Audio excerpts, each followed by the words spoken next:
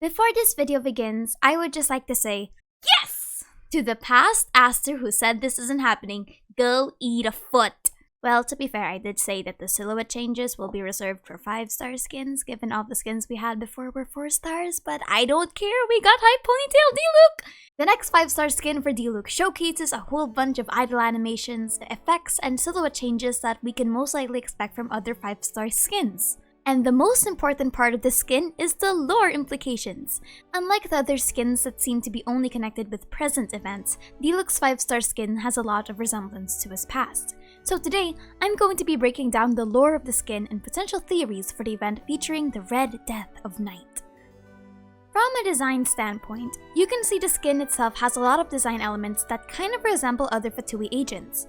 Diluc's original design has a lot of frills and patterns on his coat, but hardly any accessories. The Red Death of Night, on the other hand, has a lot of sharp and triangular features, sharing a resemblance with Signora and Tartaglia's designs. When you look at the effects, it's significantly darker than his original palette. Plus, there are mysterious blotches of black energy that go along his auto attacks. In terms of lore, this connection between Diluc and the Harbingers is reflected in his past after his father's death and the beginning of his vigilantism. After Diluc resigned and discarded his vision, he handed the running of the Dawn Winery over to the head housemaid and left Mondstadt altogether. This could be connected to why Diluc doesn't have his vision on the skin itself. It was Kaya that returned his vision in the manga after the event of the Dottore incident, meaning during his excursion, he wouldn't have it. Diluc traveled all across the 7 nations of Tevat in search of the truth.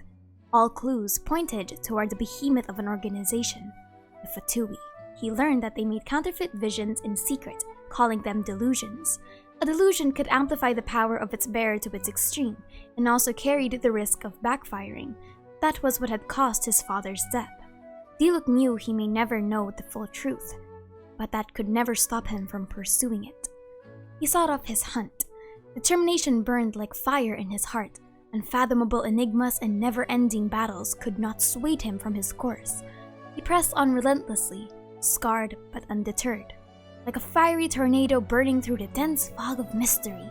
The Fatui's rulers, the Harbingers, monitored Diluc's progress from the shadows. Prowess with which he laid waste to numerous Fatui strongholds caught their attention and forced them to take action. Diluc narrowly escaped death at the hands of the Harbingers thanks to a third-party observer from the north, who was part of a vast underground intelligence network.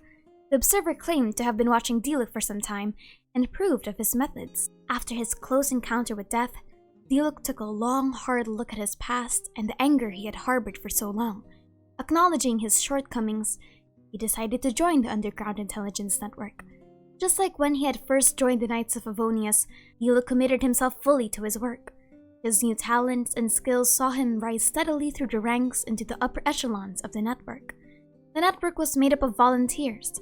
Many of its members had willingly given up their prior positions and reputations to join. This outfit could be Diluc's uniform when it comes to incognito missions. While the manga showed simpler clothes that, in my opinion, is much better when it comes to stealth. I mean, imagine going to stealth with bright red clothes, oops. But another cool aspect of the skin is that this might be Delusion Diluc. For context, Diluc was able to control and use his father's delusion during a time immemorial. In the manga, Kripus' delusion was the weapon he used to fool the Knights of Favonius to think he was behind the Blackfire incident. This skin would be a really good ode to that moment, but it doesn't have the cool-looking mask. One thing to note, though, is that these clothes remind him of the past, meaning someone else probably gave it to him, or something would have triggered him to put those clothes back on. Given that this ties into his past, it's possible that this situation is triggered by Fatui activities.